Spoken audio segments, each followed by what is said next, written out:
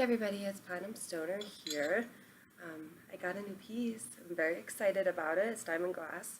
I got it at a local head shop here in Colorado. I've actually bought, a few pieces from local head shops here.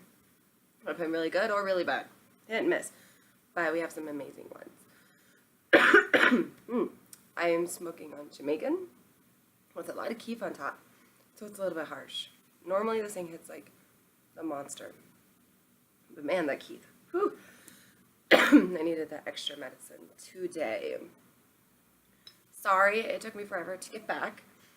I am going to finish the video about SPD.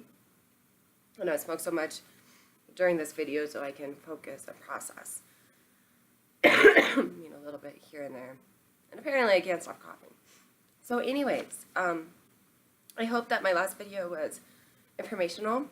If you do have any questions, please leave a comment, message me, whatever, ask me, and I will try to get back to you or write up a list. I kind of am planning on doing like a question and answer thing with sensory processing disorder. So if you do have any questions, please don't hesitate and ask. I'm an open book, and I will share anything and everything with you.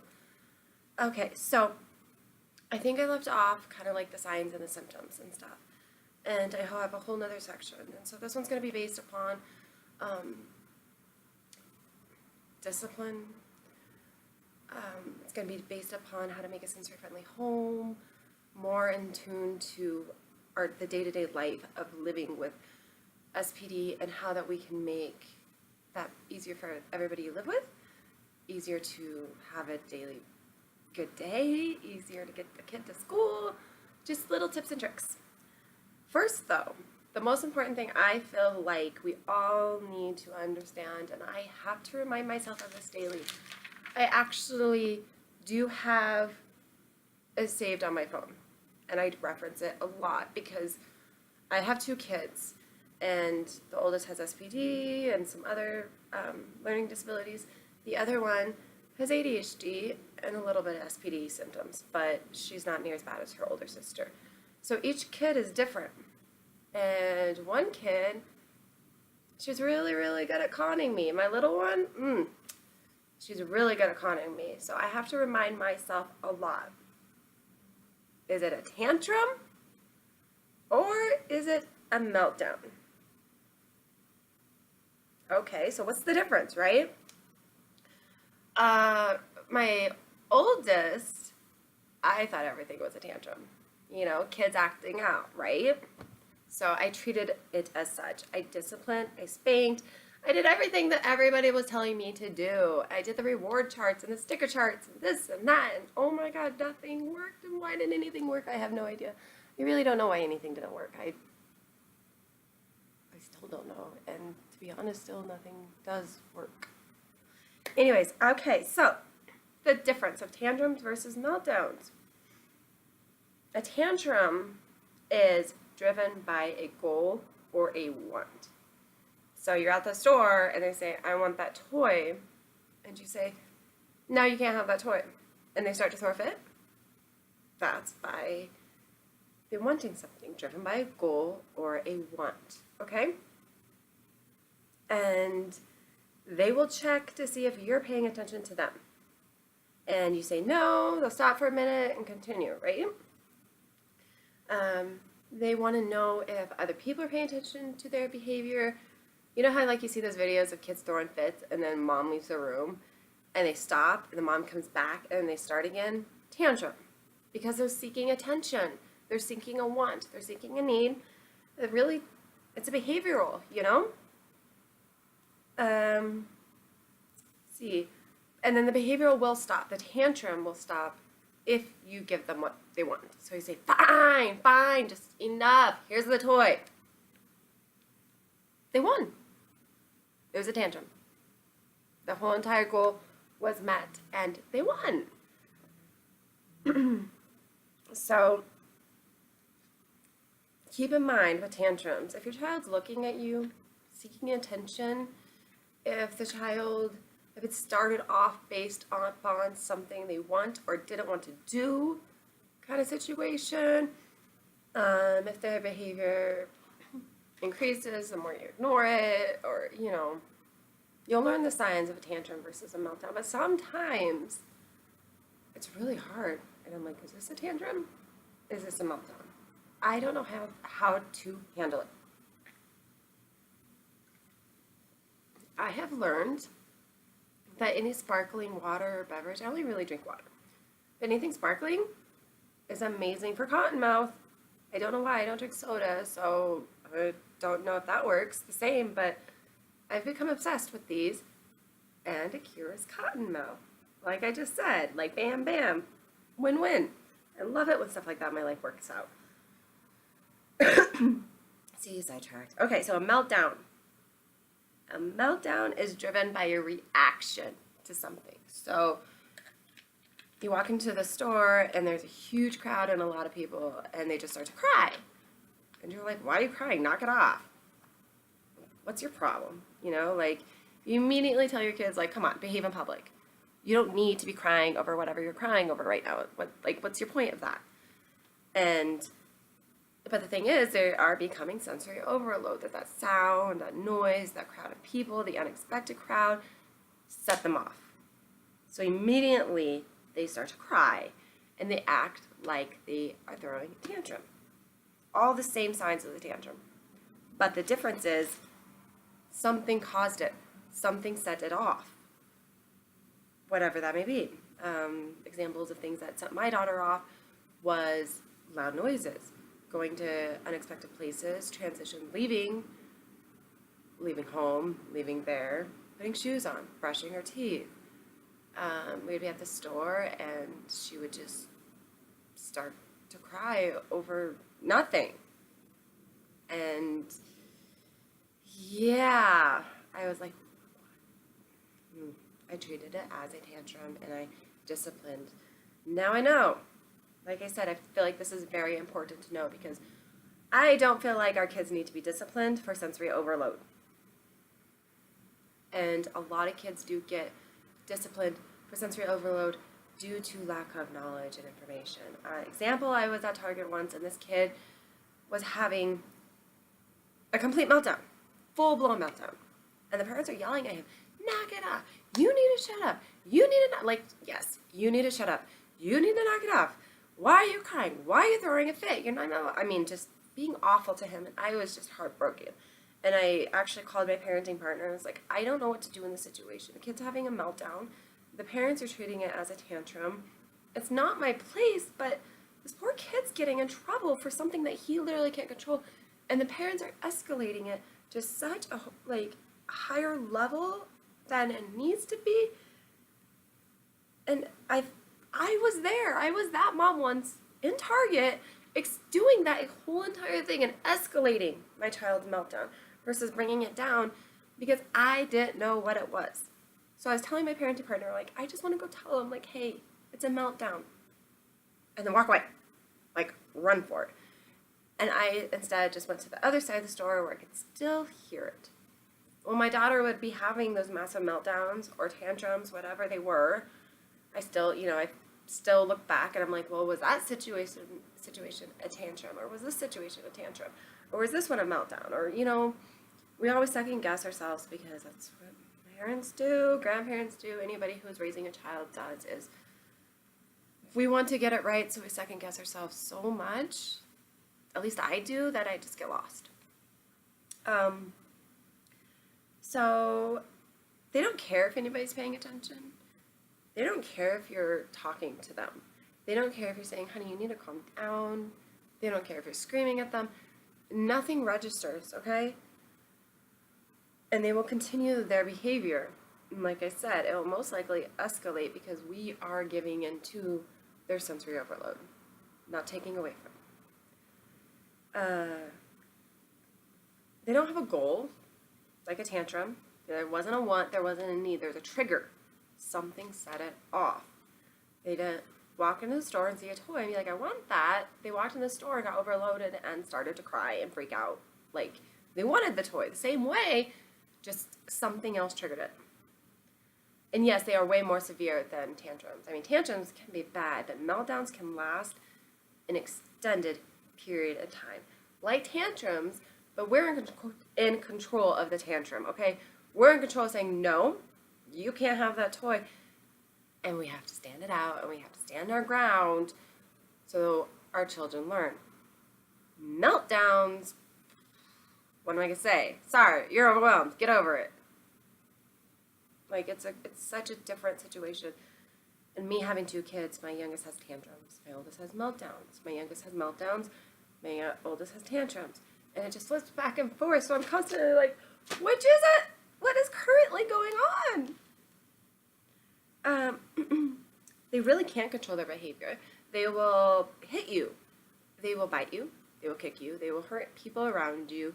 They will damage things. They will throw. It's like an escalated tantrum because they can't control themselves. They are out of control. It's like, and usually when they come out of a meltdown, they're kind of like, why are you, like, my daughter used to look at me like, why are you upset, or why are you scared, or why are you crying, or like she didn't realize that she was hitting me. Example, I was 6 months pregnant with my youngest. My oldest started to have a tantrum. My best friend was there, the BFF, and Kahari started to lose her mind. I can't even tell you what set it off. We were at Costco. And she lost her mind and she started hitting and kicking me and screaming. And in those situations, I've learned that I have to remove her. It will not get better until I take her physically, where it looks like I'm abusing my child because she's kicking and screaming and having a meltdown, outside. So, 6 months pregnant, pick her up. She was five. Yeah, 5. Because they're 5 years apart, though. Like almost 5.5. Pick her up. I'm carrying her to the parking lot, and she's kicking and hitting my stomach, and there's nothing I can do about it. If I sat her down, she'd run from me. She'd run into the parking lot. And if I kept carrying her, she continuously kicked and kicked and kicked and kicked my stomach and beat at my stomach. And I finally got to the car. I got her in the car, and she was just freaky. I mean, I'll never forget that day. Not only because she kicked my stomach, my pregnant stomach, but the looks and the stares that I got being a pregnant, tiny, and then when both girls I was pregnant, it was all belly, and looking at me while I'm like literally basically forcing a 5-year-old to calm down, because for her and most sensory kids, she needs squeezed, okay? So I learned that if I can get her in a car seat, buckle her, because car seats should be tightly buckled. I should do a video on car seat safety because, man, I'm a fanatic. I'm crazy about car seat safety. I believe strongly in car seat. They save lives. They saved my daughter's life. We did have a big accident, and thank God for her fucking car seat. And being installed correctly to the point that the firefighters couldn't get it out. What? Okay. Anyways, I get distracted a lot. With everything I do in life. Everything. But yes, so I would get Kahari buckled in, and that would calm her down because she had the tight pressure, and she was able to, like, calm down. But getting her to that point, yeah, I'm surprised nobody turned me in for abusing my child. Because it was an ugly scene, and I felt awful, and I usually ended up crying, especially when I was pregnant. And ages 3 to 5 were probably the worst for her. 6 was hard. Adjustment of having the baby was hard, but that point was a difficult stage in raising her. So, tantrums versus meltdowns.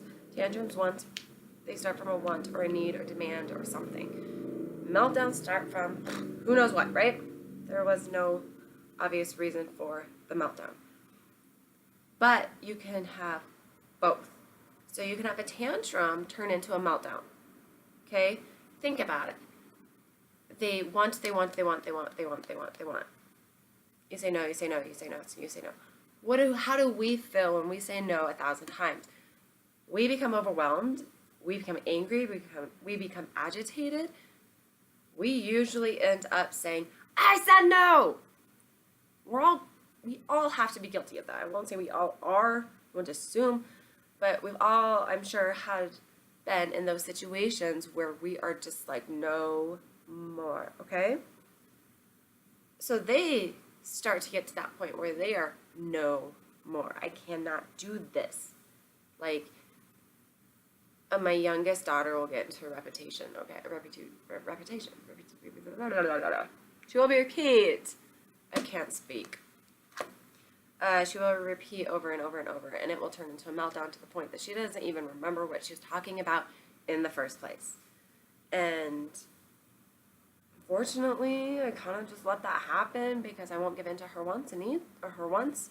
I'll give in to her needs, but not her wants, I meant. But both sides, you know, they can both be screaming and kicking and shouting and stopping, and older kids, my daughters swear when they're really upset. I have a really non-filtered mouth. My kids know that adults get to swear. They don't get to swear. But to me, they're words and an expression. So when my kids are upset and having meltdowns, they will swear, and I remind them, hey, you can't talk like that. We need to find better words to express yourselves, but they don't get in trouble for it, because you know what? We all say and do stuff when we're upset and agitated and in a state of mind that we can't control, that I really don't feel like we should be held completely responsible, especially if you on a daily basis experience meltdowns versus tantrums. If you know what I'm talking about, you really can't hold anything that happens during a meltdown responsible for that child. You can't. I've learned, because they come out of it and they're like, oh, why am I like my daughter? Why am I in the car seat and why aren't we in Costco? We were in Costco with my friend. Why aren't we there now? And I'm like, do you not remember? Like, do you really, really not remember? And there's, was times with her where she did want, and it did escalate into something. It escalated into the meltdown because I said they get overwhelmed. Because we're saying no so many times, and they're asking so many times, and just spirals out of control. So a tantrum turns into a meltdown. So what do? You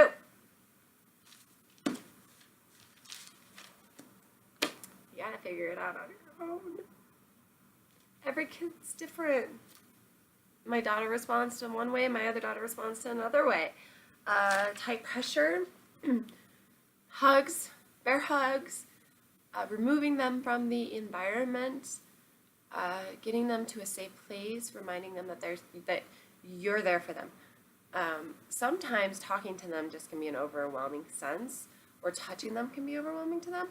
So just being close, being present, making sure that their safety is okay, that they will not hurt themselves, because that happens. My daughter, as I said, would hurt me, and she would also hurt herself. She would bang her head against the wall excessively, and to the point that she had bumps, and I had to, protect her from that, which therefore meant that I was getting hurt. But their safety comes first, and our safety is just as important. But when they're in that state of mind, you need to protect them, and you need to be calm, and you need to just be a support system, be their rock, and so that they know that mom's got them, or dad's got them, or grandma's got them, or nanny's got them, or whoever it may be has got their back when they come out of this, and they can comfort them. Because when they do come out of a meltdown, they are in a state of upsetness. They've been crying, they've been screaming, and they're confused, and they need love. Okay. Creating a sensory-friendly home. It's really good to have a good input-output, okay? So jumping on a trampoline is really, really, really, really excellent, perfect, ideal sensory input and output. It's amazing. Do it before you put your kids to sleep. Get a small trampoline inside, a big one outside, whatever you can do. Something that they can jump on, okay? Number one thing that you can do to hit all of their sensory needs. Number two, rocking movements. A rocking chair, a swing. We have an indoor swing, and we have a swing in our garage. We used to have a swing in our basement at our old house. I try to encourage swinging as much as possible, because that's the momentum is excellent for the sensory input and output, meeting either input or output kids' needs. You never know. So this basically balances all of them. Like, so they're like, oh, woo, woo, woo, woo, woo, right? So this is taking them to a flat line by jumping on the trampoline, by swinging, exercise balls. You can literally lay them on the floor and take an exercise ball and roll it over their backs, apply pressure, wrap them up in a rug or a blanket, roll them around, play like a worm game. I tell my kids sometimes, hey, I don't think that you can knock that wall over. And they're like, huh? I was like, I don't think you can knock the wall over. They're like, yeah, I can. I'm like, nah, you can't do it. And they both stop, and then we'll go push on the wall. And push on the wall, and I was like, whoo, did you hear that? That was a creak. Keep pushing. You might be able to do it. And that pushing force centers them and balances them. Easy solution where I'm sitting on the couch doing my thing, and I'm like, you can't knock over that wall. Oh, wow, maybe you should try that wall. So easy. I mean, they're all easy solutions. Platform swings are really good for them to stand because their body and all their coordination is off, so it helps them gain coordination, gain, what's this, center core muscles that they are usually lacking. Before bed, and normally in my house we keep our lights lowered, it's quiet, it's calm. We don't have the TV on all day long, only when we are watching it. Limited smells, like I can't cook crock pots. My daughter hates smells. When she was like 1.5, I was eating a bowl of Cheerios and she threw up because of the smell of the Cheerios. So I have learned that there's some smells she can handle and there's some that she can't. But as she's gotten older, she's adapted a lot better than when she was younger. Lava lamps in the room are really good and helpful because they can watch that visually. They get the visual stimulant, which helps their brains calm down before they fall asleep, versus having a TV playing in their bedroom while they fall asleep. Come on. No offense, but seriously, come on. Textures, having them fill a lot of textures, sensory bins. You can make sensory bins out of anything. You can take rice and then go to Hobby Lobby or Michael's and get those little animal figurines and throw some of them in there, and then maybe throw some of those like decorative gems in there, and feathers and balls and felt and Velcro and seashells, any things that have different textures, and you can make different themed sensory bins. So I have like an ocean one, I have a farm one, I have just like a play sand, build one. Kinetic sand and Play-Doh are amazing. That's really good for their hands and their dexterity and just the tuning fine motor skills, basically, is what I'm trying to go off of. So there's just a lot of sensory things that you can do that's really, honestly, you don't even think about it, and it is already a sensory activity. And just throw in some more. Take a cookie sheet and throw some shaving cream on them and let them write their alphabet in it, okay? Let them practice their math homework. My daughter gets really overwhelmed when it's homework time, so sometimes I can just throw out a sensory bin with some cookie sheet, throw some sand in there, or shaving cream, or whatever I have on hand, and we'll do our math problems that way. So she's getting a sensory input and output while she does her homework, and it helps her connect basically everything, and she functions better. That makes sense. Okay, I don't want this to be so long, so I'm talking fast, and I hope that's okay and people are following. Tips and tricks. My daughter likes all tags cut off, or no tags at all. Tag-free clothing is like, hallelujah. Tags feel like cactuses. I don't like tags. They scratch at me, and so think about something inside your sock, something inside your sock bothering you.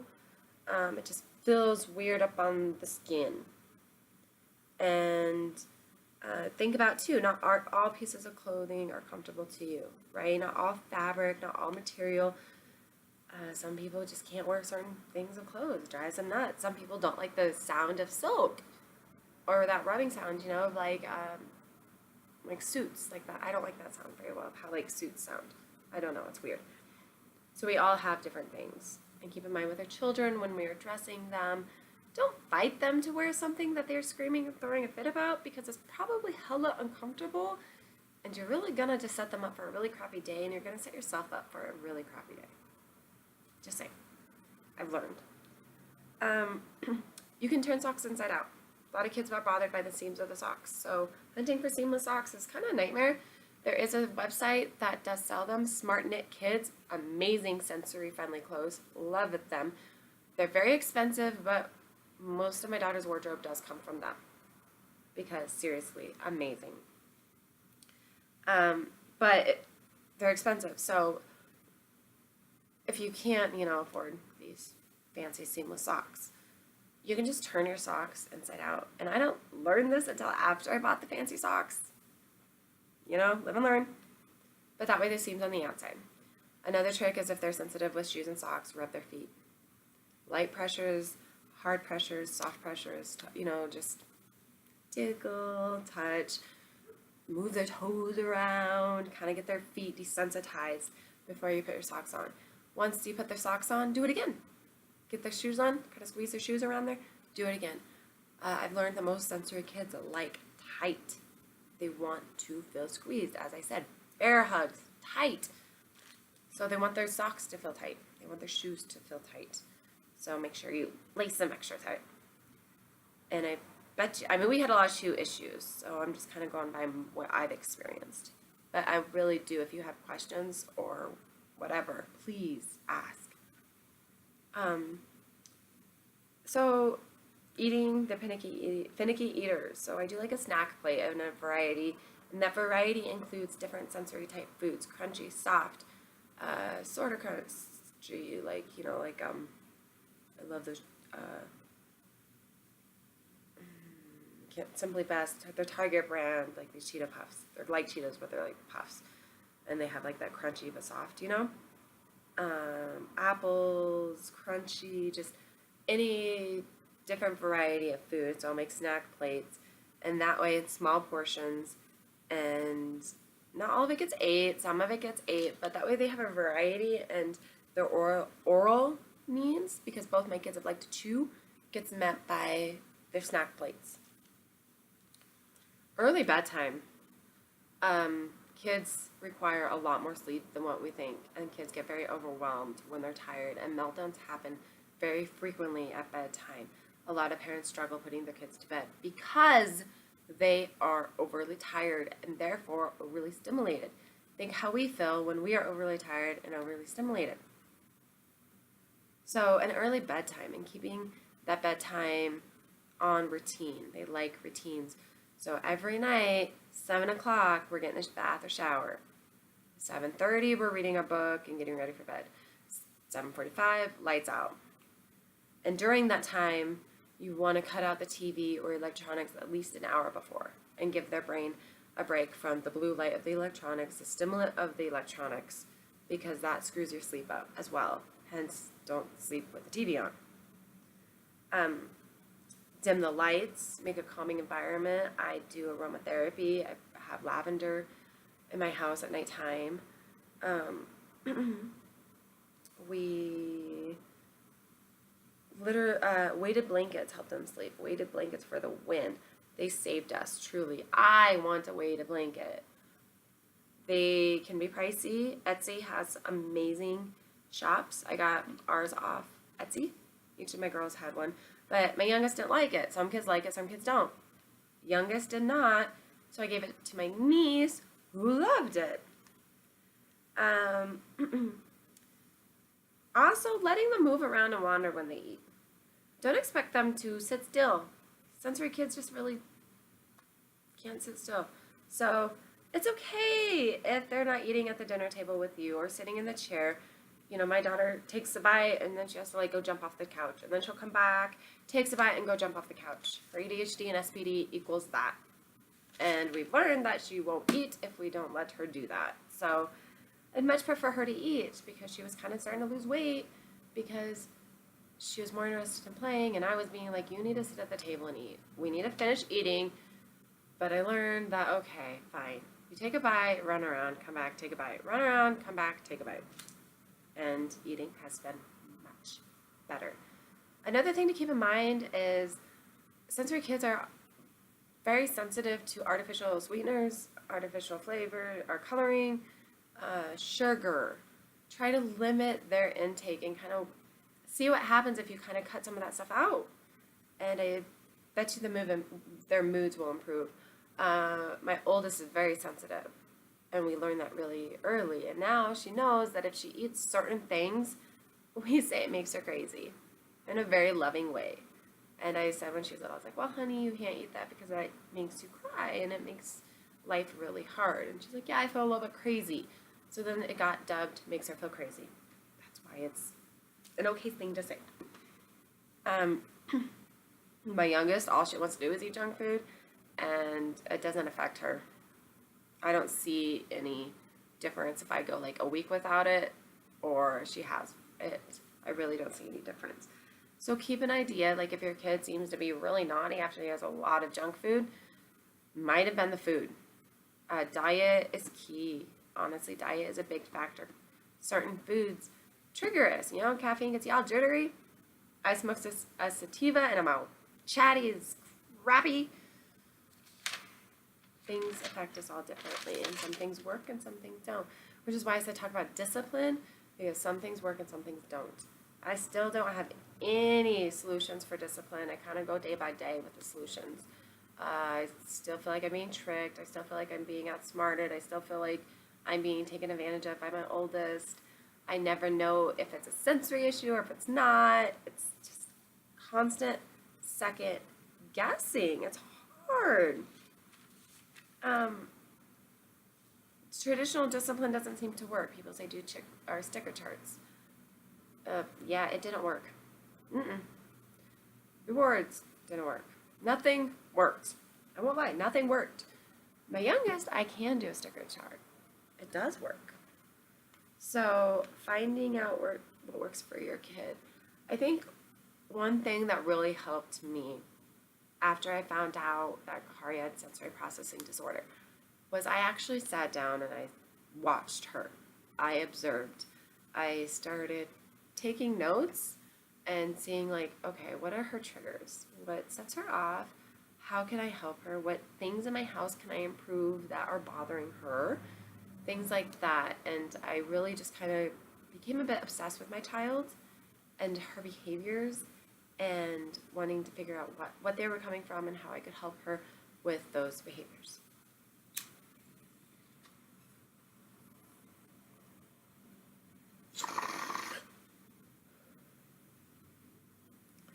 Like one, one is a picker. The other one becomes just really aggressive. She talks back. She bursts into tears. So I've just had to learn how to handle different situations for each girl. And it's, I'm not gonna lie, it's hard. Talking about it currently is giving me a headache. Discipline is still a baffling subject. I've talked to a lot of therapists about it. I've read a lot of books. There are some great books that I want to recommend. The Out of Sync Child. There's The Out of Sync Child at Play. There is The Explosive Child. I wish I knew the authors. There is, I have a bipolar for a kid. They did give my child a bipolar diagnosis. I'm on the fence about that because, yes, some days I'm like, oh yeah. Other days I'm like, no. But then I say that, I'm like, ooh, that kind of is bipolar. So I have a couple books related to that. I have to look at my book collection and kind of write it up. Eventually I would like to do an actual blog with references and more pictures and stuff of my life, but not until the youngest starts school. Let's see, what else am I forgetting about sensory processing disorder? That's why I want questions. It's such, as I said in my last video, it's such a broad range. It's such a big topic. Some people consider it special needs. Some people do not. Some people consider it just a developmental disorder. Some people consider it to be on the autism spectrum, a part of the autism spectrum. Science is working on it. We're learning more and more about it. We're learning more and more about what causes it, as I stated a little bit in the last video. I want to let you know the biggest thing, my biggest advice to parents with kids with SPD or any other learning disability whatsoever, doesn't matter, any other learning disability, it does not matter. You are your child's voice. You are your child's advocate.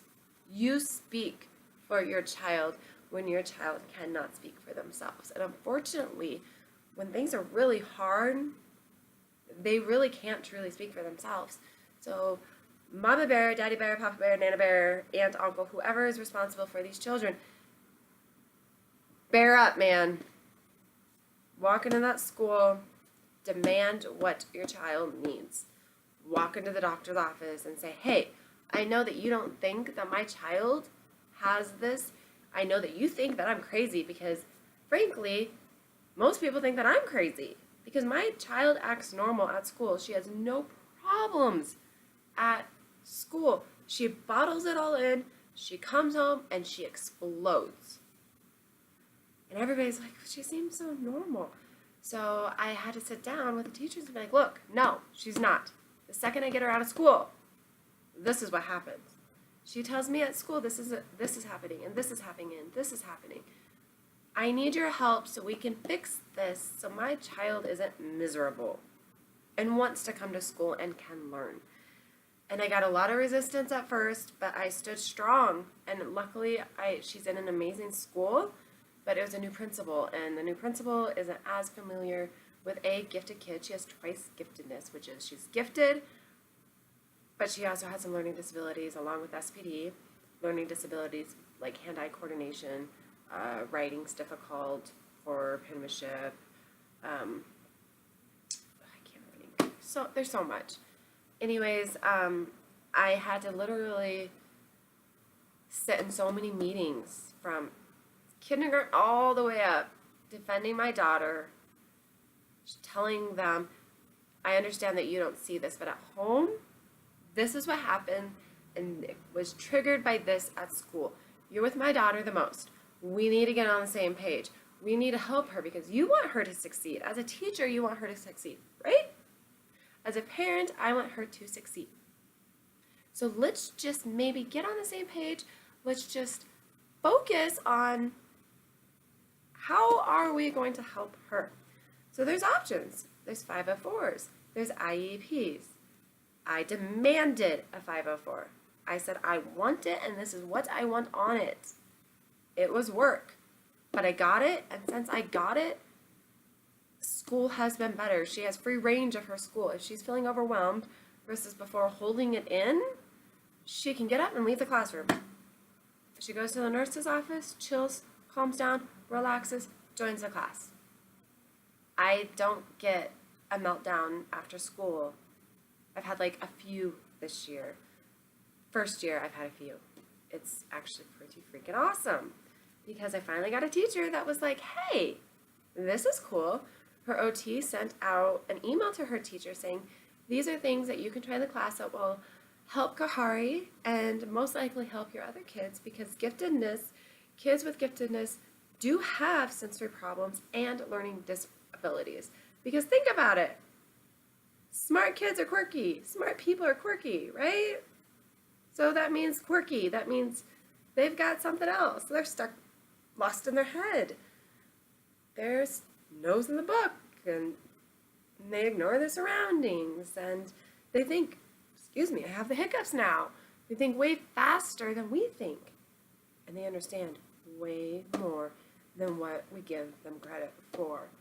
Also remember that. Be your child's advocate. Give them credit.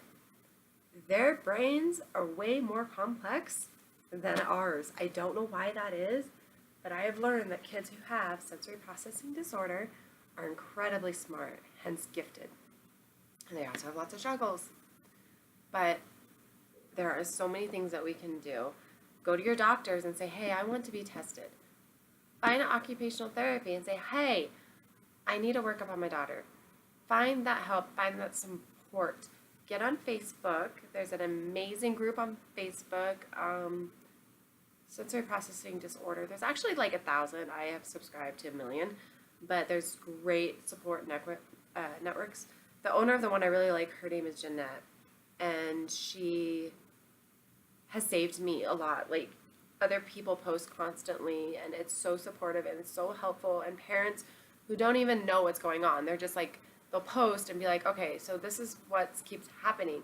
Why? I don't know why this is happening. What do I do? How do I help my child? And they're so supportive. The support that I have gotten, it's like a network that has saved me, and the resources and things that I have learned has saved me and has saved my family and has made this journey, this foreign journey, a lot more tolerable and easier.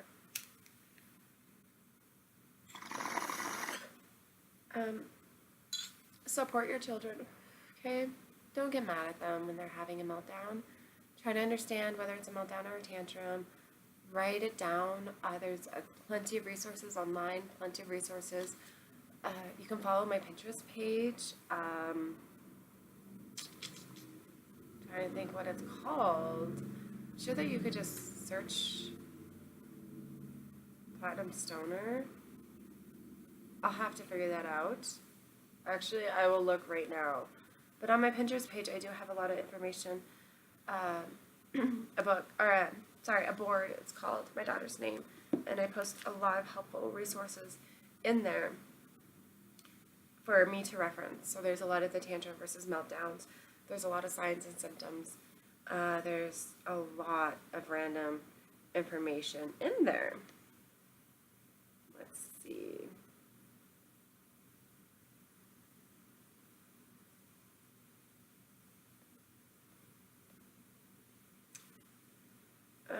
I'm just gonna have to add it on my thing because I can't find it, and I'm not gonna say here, look. So I will link my Pinterest page, also my Instagram page. I haven't done my Snapchat yet, I don't think. I need to get down with the social media stuff. Also, I want to say thank you for the subscribers I have. That was exciting. I really appreciate it, and please ask me if you have any questions. This is getting long. I'm getting a headache.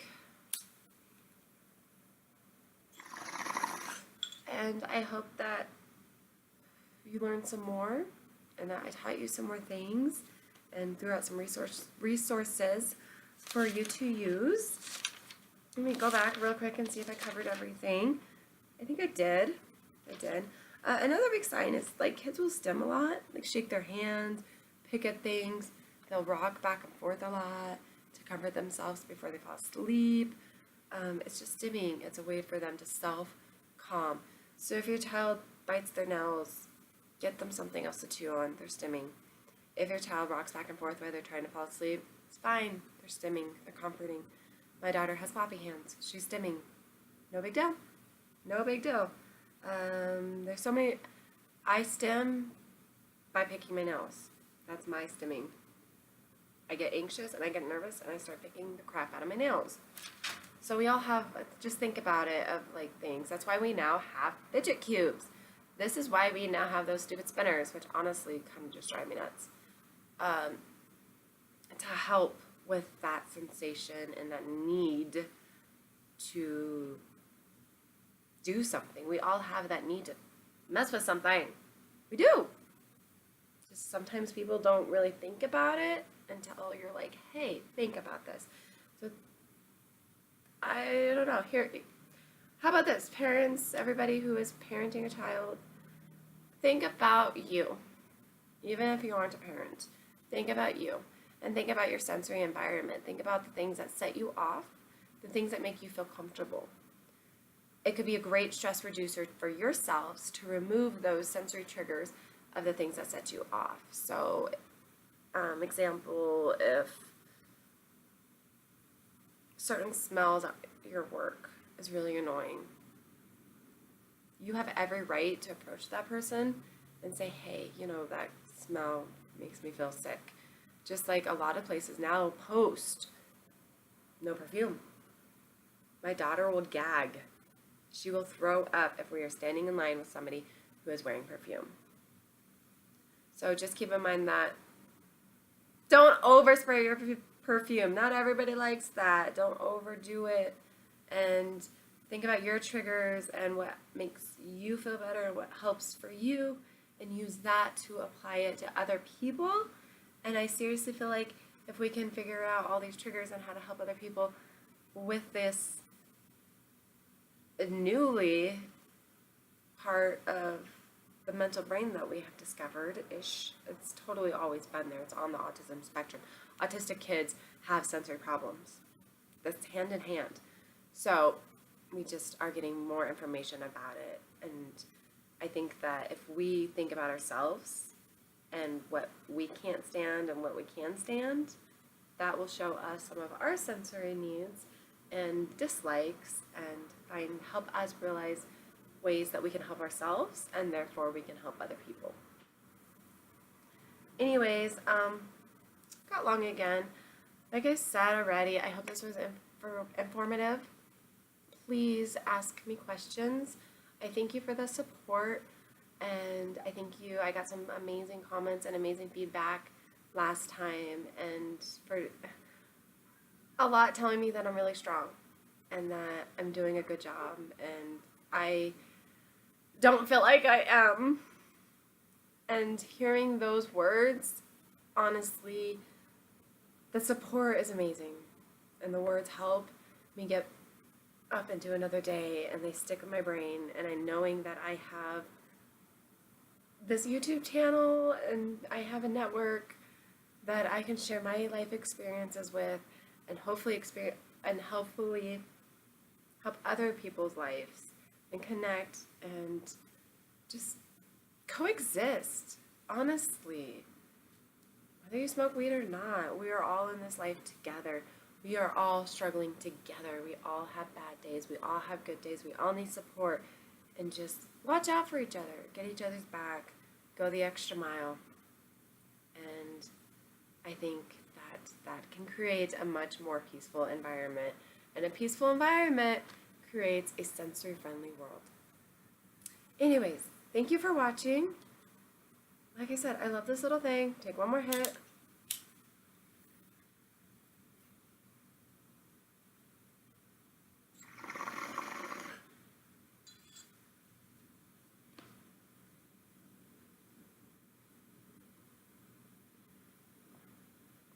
Seriously, who would have thunk, right? I love you. Thanks for following me. Share, subscribe, ask me questions, follow me, all that good stuff. I hope you enjoyed, and have a good day, good evening, good weekend, whatever's going on. Stay safe, stay positive, stay lifted, and don't forget to medicate and support those around you that need support. Mwah!